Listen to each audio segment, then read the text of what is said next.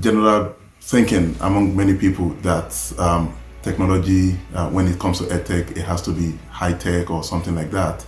But I think we can provide learning with very non-sophisticated devices like feature phones that cost $20 or less, that are based on, Android-based phones.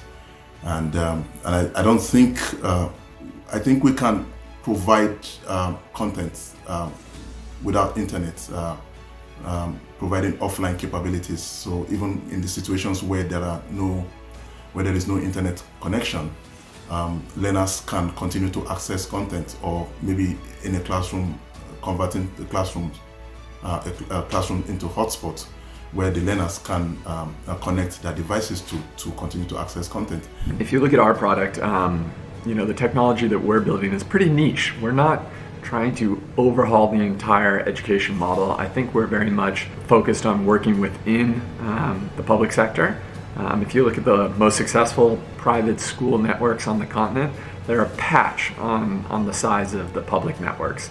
So we're not trying to reinvent the wheel. We're just trying to provide one service that makes things work a little bit better in the classroom. So I think something that I'd like to see, quite selfishly, more in the industry is, a lot of thought put into what type of solutions we're introducing into the classroom and how we pitch them to teachers, because I can't think of a single technology that you could introduce to a classroom that will work on its own, that you could just drop and the thing's going to run on autopilot without the backing of the teacher, without the support from a teacher. I used to at times quip to those people that speak about technology that in many parts, actually a pencil and a piece of paper is probably the best technology that we can still provide in many places across Africa.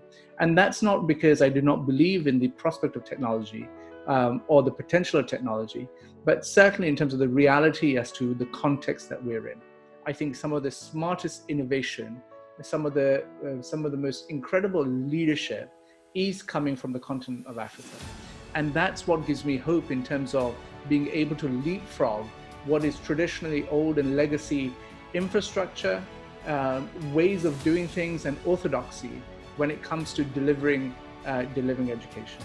SaaS EdTech solutions can have an enormous impact on developing markets, but they have to be structured in a way that is not inhibited by the infrastructural limitations. In clear, it means that it has to be designed in a way that works in all environments, notably in Africa. So this means it has to be lightweight, it has to work without the internet, it has to work on feature phones or on old smartphones or cheap smartphones.